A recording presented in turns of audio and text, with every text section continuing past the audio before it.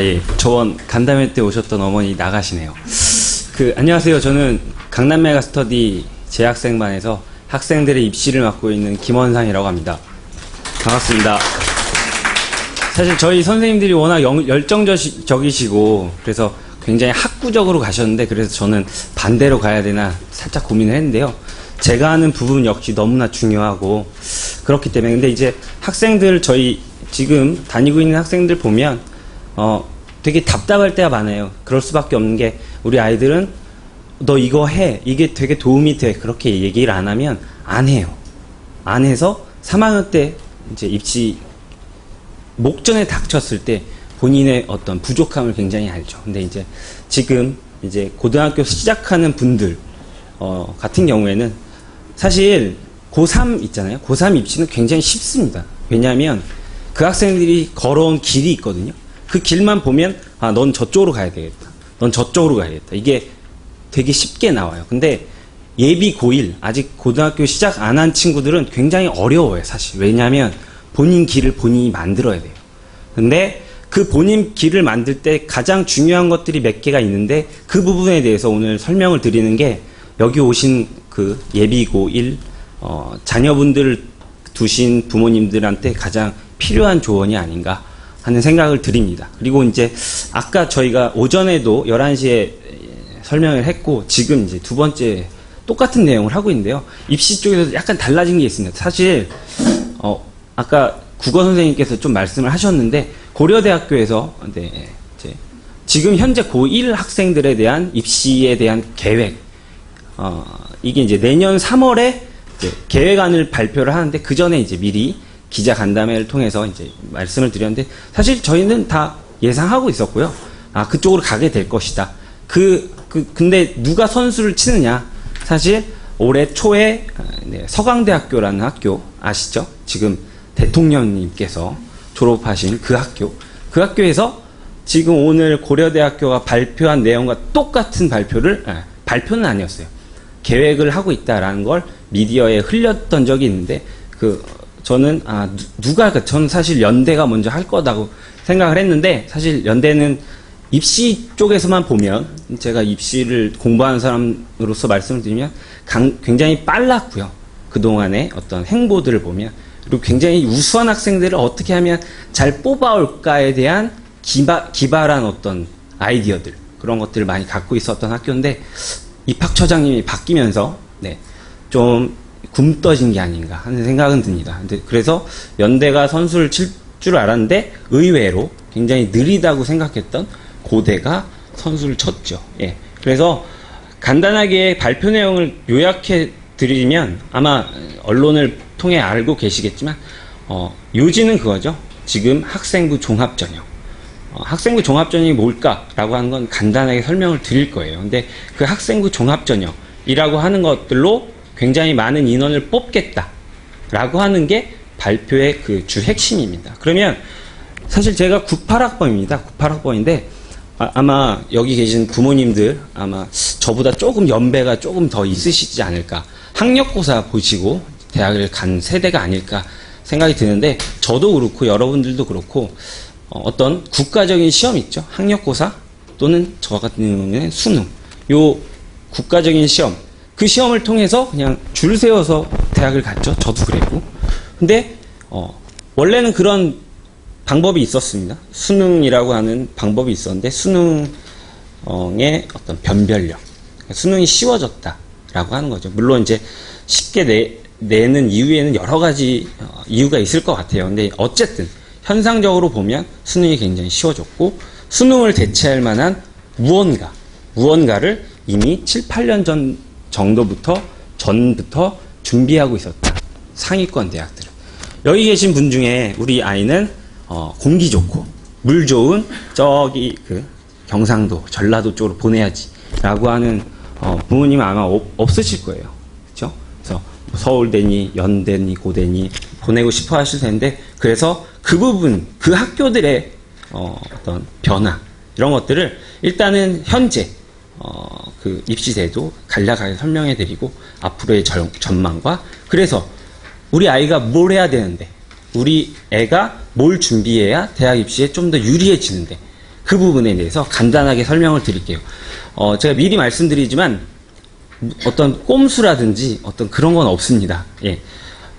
대학에서 어쨌든 선발하고자 하는 학생들은 우수한 학생들이에요. 우수하다는 거를 대학에서 어떻게 평가하는가. 그러면 우리 아이가 그런 것들을 준비해서 내가 우수한 인재임을 증명을 해야 되는 거예요. 그 부분에 대해서 좀 말씀을 드릴게요. 일단 현재 입시인데 그 자료집에 보시면 나와 있는데요. 이건 별로 중요한 내용이 아닙니다. 지금 현재 고등학교 3학년이 이런 입시를 치르고 있어요. 보시면 간략하게 설명을 드리면 이 세로축이죠. 세로축 보면 교과, 종합, 논술, 특기, 수능 이거 다 아시는 내용이죠. 이런 방법들을 뽑고 있다라는 거예요. 근데 지금 주요 대학에서는 보시면 알겠지만 종합전형이라는 게 굉장히 중요하다라는 걸 표로 나타낸 것 뿐이에요. 그래서 이건 중요한 게 아니고요. 그래서 이건 그래프로 나타낸 거고, 두 번째 입시 전망, 그래서 입시 전망이 일단 중요할 것 같아요. 그리고 어느 정도 길이 예정되어 있다. 그걸 확인해 준 게 이제 오늘 그 고려대학교의 발표 내용이었다라고 저희는 판단을 하고 있습니다. 첫 번째 전망은 일단 수능의 변별력이 약해졌다. 굉장히 쉬워졌다. 그래서 정말 공부를 잘하는 친구들을 가려낼 수가 없다라는 게 대학의 고민이에요. 따라서 정시 모집, 그러니까 수능 점수로만 뽑는 정시 모집의 인원을 축소할 거다라고 하는 게 어떤 앞으로의 상위권 대학, 특히 상위권 대학의 행보일 거다. 근데 이제 수능 자체가 없어지냐? 그렇진 않을 거라고 생각을 해요. 이제 일정 수준 이하의 대학들은 여전히 수능이 어떤 학생들을 변별하는 도구는 충분히 구실을 할 수 있다. 근데 저희 같은 경우에는 지금 모이신 분들이 상위권 대학들을 보내고 싶어 하시니까 수능을 열심히 한다는 게 어떻게 보면 도움이 안 될 수도 있다라는 거죠. 그러니까 전혀 방법이 없다는 건 아니지만 문이 굉장히 좁아진다는 거예요. 그렇죠? 그래서 무조건 수능 만점을 받아야 원하는 학교에 갈 수 있는 그런 수준이 되지 않을까. 그래서 정시 모집 인원 축소하겠다. 그래서 오늘 고려대도 이걸 발표했고요. 뭐 재수생들이 있기 때문에 한 1, 2년 시행하겠다. 더 시행하겠다. 이 말은 결국 우리 아이들이 대학에 가는 2019년에는 정시 모집으로 고려대는 앞으로 어떤 대학이 어떻게 계획안을 발표할지 모르지만 고려대는 정시 모집, 수능 점수로 대학을 가기는 불가능할 거다라는 게 저희 예측입니다. 두 번째, 논술 모집 인원은 유지 또는 감소할 거예요. 그래서 이거는 저희가 미리 만들어 놓은 자료이기 때문에 여기서 유지 또는 감소라고 하는데 일단 고려대학교가 논술은 폐지한다고 그랬어요. 없앤다. 2018학년, 지금 고등학교 1학년 학생들부터는 논술로 학생을 뽑지 않겠다라는 거예요. 그쵸? 그래서 논술 모집 인원은, 근데 이제 고려대 같은 경우에는 대표적인 논술 성애자라고 할까요? 논술로 굉장히 많은 인원을 뽑는 대학 중에 이제 고려대, 성대, 이런 대학들은 거의 1000명씩 뽑습니다. 보통 고대, 성대 같은 경우에는 한 3000명에서 3500명 정도를 뽑는 굉장히 큰 대학들이죠. 큰 대학들인데 그 중에 약 1000명. 고대 같은 경우는 1040명을 올해 뽑습니다. 작년에 뽑았죠. 그리고 올해는 조금 더 줄어서 990명 정도 뽑습니다.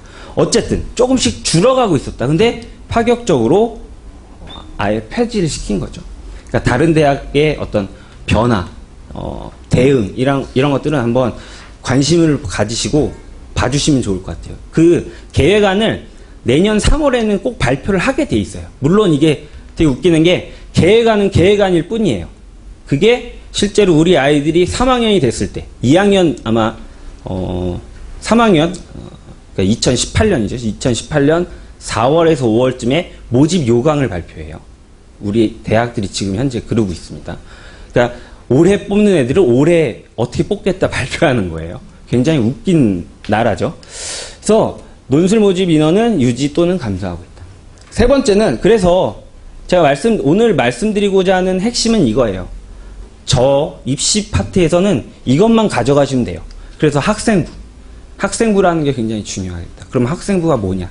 거기서 뭘 우리가 준비해야 되냐? 그 부분에 대한 말씀을 드리겠습니다. 그리고 아까 국어 선생님께서, 영어 선생님께서 면접의 중요성을 강화했는데요.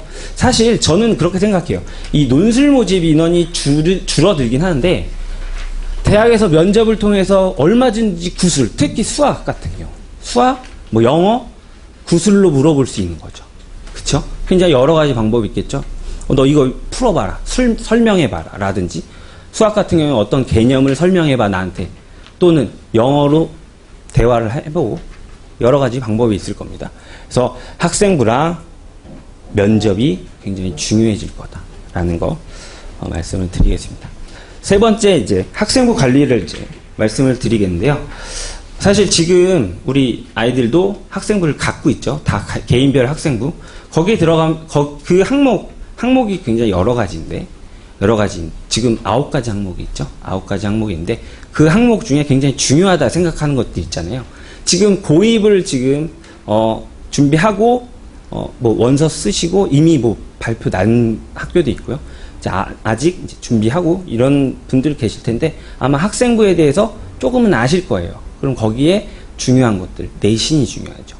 내신이 중요하고 창의적 체험활동이라고 하는 게 중요하고, 그렇죠? 자율활동, 봉사활동, 진로활동, 동아리활동, 요 네 가지를 창의적 체험활동이라고 그러죠. 그리고 또 중요한 게 독서활동이죠.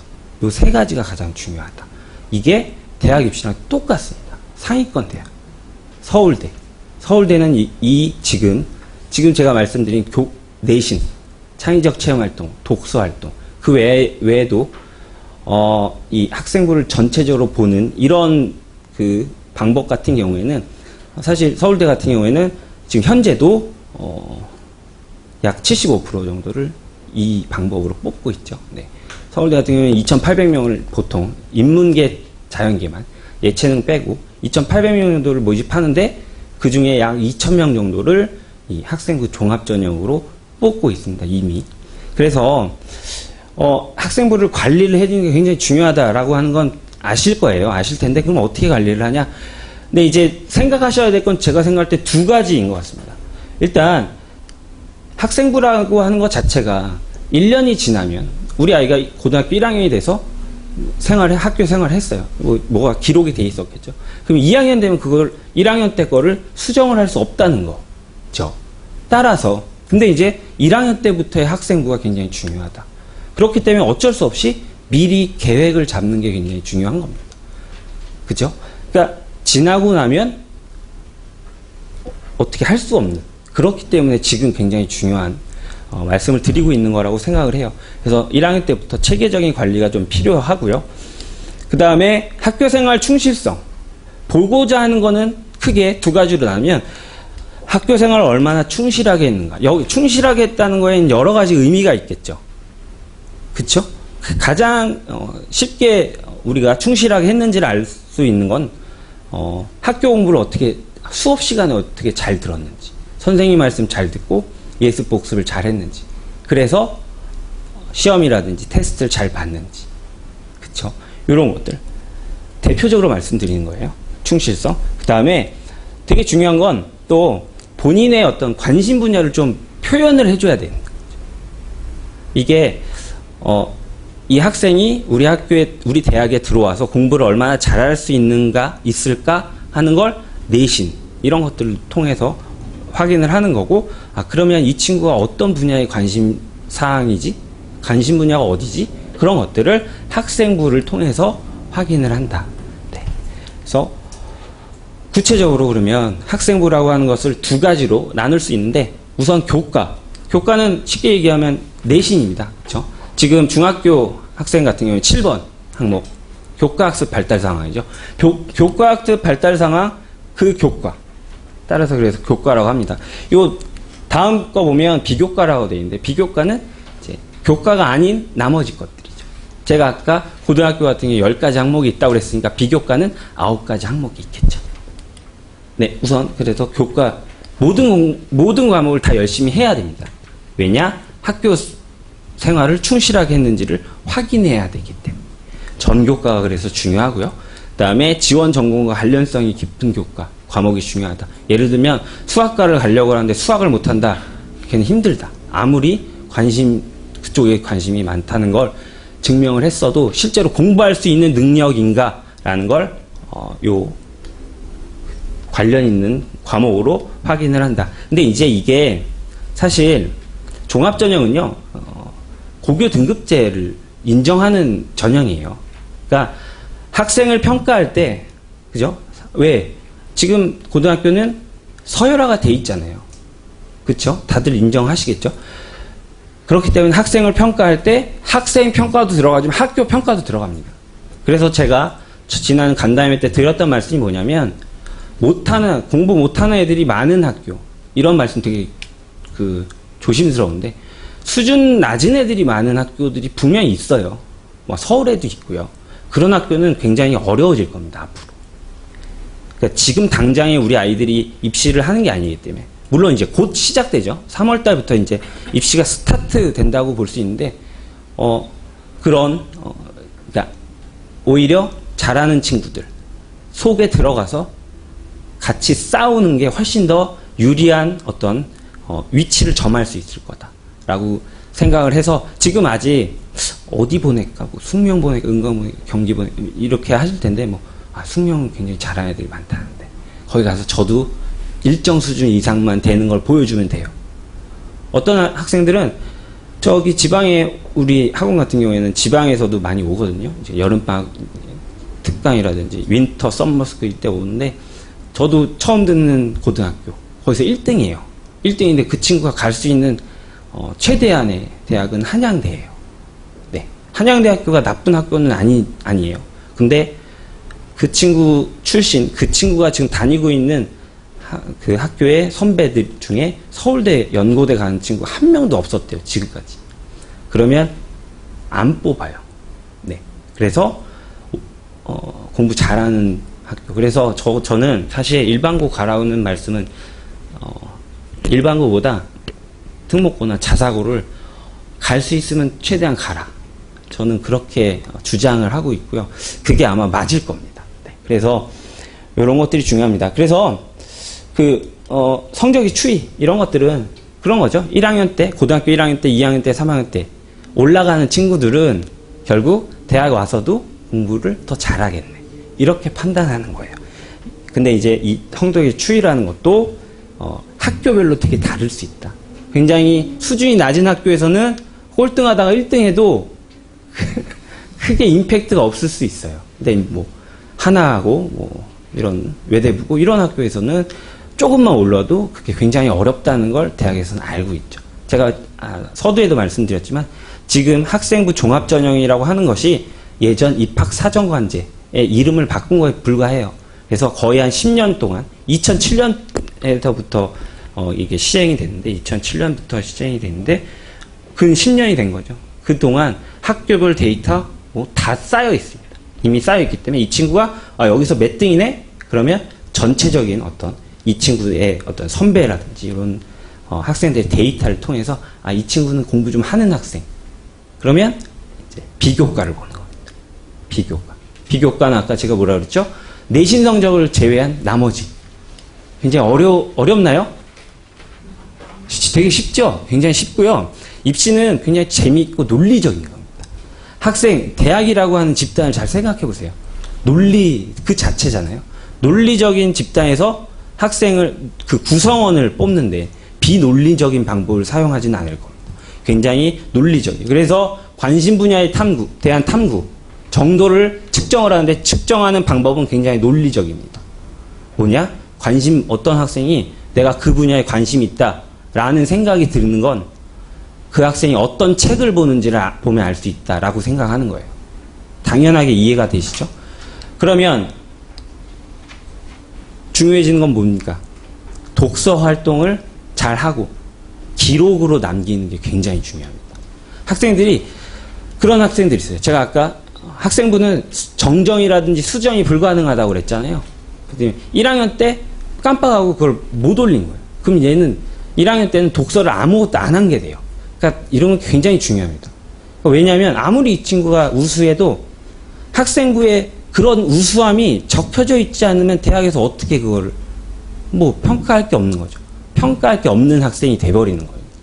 그렇기 때문에 물론 열심히 잘 진정성 있게 활동하는 것도 중요하지만 그걸 기록으로 꼭 잘 남겨둬야겠다. 그러려면 그래서 담임 선생님, 여기 학생들도 좀 있는데 담임 선생님들이랑 좀 친해질 필요가 있고요. 그 친해지기 위해서는 아까 수학 선생님인가 말씀하셨는데 첫 시험을 좀 잘 봐주십시오. 그래서 우리 그 프리인터스쿨 들어와서 공부 열심히 하셔서 네. 첫 시험을 잘 보면 그 다음에 이제 기말고사 좀 망쳐도 좀 이해를 하실 거예요. 물론 망치면 안 되겠지만 꼭 명심하시고. 그래서 관심 분야에 대한 탐구는 독서. 제가 말씀드린 독서는 굉장히 중요합니다. 굉장히 중요할 뿐만 아니라 그 관심 분야에 대한 탐구는 이제 동아리죠. 독서가 간접적인 체험이었다면 동아리는 직접적으로 체험을 하는 거죠. 그래서 제가 이렇게 길을 만든다, 제가 굉장히 힘들다. 예비고1 같은 경우에는 말씀드린 게 굉장히 힘들다라고 말씀을 드린 게 굉장히 원론적인 얘기밖에 드릴 수가 없어서 그래요. 그래, 책 많이 읽는 거 좋지. 그쵸? 근데 그런 것들을 좀 우리 아이랑, 좀 의논을 해서 좀 어떤 책을 읽을지에 대해서도. 근데 어머님들 사실 물론 아시겠지만, 저희 같은 경우에는 뭐 윈터든 썸머든 아니면 그냥 정규 수업 학기 중에도 늘 상담실은 열려 있습니다. 그래서 학생들한테 이제 특히 윈터 썸머 같은 경우에는 광고를 해요. 입시에 대해서 뭔가 궁금한 게 있다 그러면 한 30분에서 1시간 내외로 스케줄 짜서 학생들이랑 직접 얘기를 해요. 제가 사실 지금 설명회를 이렇게 어머님들, 아버님들 모시고 하고 있지만 이게 제대로 전달이 될까 하는 거에 대해서는 의문사항이 굉장히 많습니다. 그래서 오히려 학생하고 직접 얘기하면서 그 학생의 상황에 맞게 저희가 조언을 해줄 수 있고 그리고 확인을 할 수 있고 이런 부분을 내가 저번 윈터 때, 썸머 때 했는데 이게 됐나 확인을 해볼 수 있는 그런 연속적인 그런 친구들이 있습니다. 그러니까 어떻게 보면 사실 여기서는 요렇구나, 우리 아이가 요런 케어를 받을 수 있구나 라는 것들만 생각해 주시면 될 것 같아요. 이걸 연구하시고 그러기에는 굉장히 힘들잖아요. 예. 그럴 필요도 없으시고요. 그래서 관심 분야의 탐구는 독서와 동아리로 해주시고요. 또 요즘 특히 뭐 기업체도 그렇고요. 인성에 대한 굉장히 이야기들을 많이 하는데 인성이라고 하는 건 뭐 착해, 나빠, 못됐어 이게 아닙니다. 사회성이에요. 사회성. 그러니까 우리가 개인적으로 뭔가를 할 수 있는 그런 시대는 아니잖아요. 예전 뭐 정약용 같은 경우에는 이것저것 다 하셨죠. 물론 그분이 굉장히 뛰어나셨지만 지금 정약용 선생님께서 태어나신다고 해도 그렇게 할 수 있을까라는 거에 대해서는 좀 의문사항이 있습니다. 그만큼 되게 깊어졌죠. 깊어지려면 남들과의 어떤 협동을 통해서 깊어질 수밖에 없는 거죠. 그렇기 때문에 혼자 독불장군식으로 가는 친구들, 그런 친구들은 별로 대학에서 좋아하지 않는다. 그럼 인성을 어떻게 어필을 할까? 봉사활동이라든지 동아리 활동이라든지 이런 것들을 통해서 내가 뭔가 다른 사람이랑 나랑 좀 여러 가지로 다른 친구들, 선생님, 그리고 또 우리 사회 구성원, 좀 약한 사람들 배려할 줄 알고 협력해서 뭔가를 이끌어갈 줄 아는 사람이야 라는 걸 학생부에 기록하기 위해서는 봉사활동이 굉장히 좋을 것 같다라는 거 알아두시면 될 것 같습니다. 그리고 꾸준한 진로 탐색은 아마 그 관심 분야에 대한 탐구와 연결이 될 것 같아요. 그리고 가장 많이 학생들도 그렇고 질문하는 게 뭐냐면 선생님 저희가 진로가 바뀌었는데 지금까지 했던 건 다 물거품이 되나요? 이렇게 많이 그 질문을 하시는데 전혀 그렇지 않습니다. 고등학교 1학년, 고등학교 2학년 요 고등학교 시절은 우리 아이들 사람이라는 게 여기저기 이렇게 자기의 길을 모색해보고 탐구해보는 그런 시간이다라고 하는 걸 대학에서 인정을 하는 거죠. 누가 고등학교 1학년밖에 안 됐는데 어디를 딱 정해놓고 막 그쪽으로만 갑니까? 그렇지 않다. 그러나 이런 건 있죠. 막 이쪽으로 가다 보니까 내가 이 길이 아닌 것 같고 이쪽 길인 것 같다. 그거는 이제 어떤 타당성이 있는 거죠. 근데 아무것도 안 하다가 갑자기 간호사 하다가 갑자기 공학자로 바뀌었다라든지 뭐 이런 친구들은 왜 이렇게 바뀌었을까에 대한 증명을 하기가 굉장히 어렵겠죠. 그렇죠? 이런 독서라든지 동아리를 통해서 내가 이쪽을 계속 연구하고 탐구해 봤는데 이쪽은 나랑 좀 알면 알수록 더 아닌 것 같다. 오히려 이쪽이 더 나의 길인 것 같다라는 걸 정한 친구들. 그런 친구들 같은 경우에는 그러니까 한마디로 말씀드리면 이쪽을 잘 팠던 친구들은 방향을 바꿔서 이쪽을 또 잘 팔 거라는 걸 대학에서 인정한다라는 것이죠. 그래서 진로가 바뀌는 거에 대해서는 전혀 걱정하지 말아라. 네, 그거를 말씀드릴 수 있겠습니다. 네, 그리고 이제 이건 이제 학생부 관리랑은 별로 관계가 없고요. 한국사 요즘 굉장히 말이 많은데 일단 그 한국사가 필수 과목이 되지요. 그렇죠? 지금 고등학교 2학년 학생들이 시험 보는 내년 수능부터 한국사가 필수 과목이 되는데 이거 다 읽어보실 필요 없어요. 물론 집에 가서 한번 읽어보시면 되는데 한마디로 말씀드리면 입시에서 한국사가 하는 역할은 딱 3등급만 받으면 됩니다. 3등급. 50점 만점에 30점 이상만 받으면 한국사 때문에 어떤 대학을 못 가. 내가 떨어졌어. 그렇진 않아요. 최소한으로 요구하는 게 30점 이상입니다. 근데 이제 학생들이 한국사를 굉장히 어려워해요. 한국사라고 하는 게 양이 굉장히 많잖아요. 그러니까 저희 같은 경우에는 저희 학원에서 윈터스쿨부터 이 한국사 과목이 개설이 돼요. 그때 좀 알아보시라고 미리 좀 광고를 좀 드렸습니다. 네.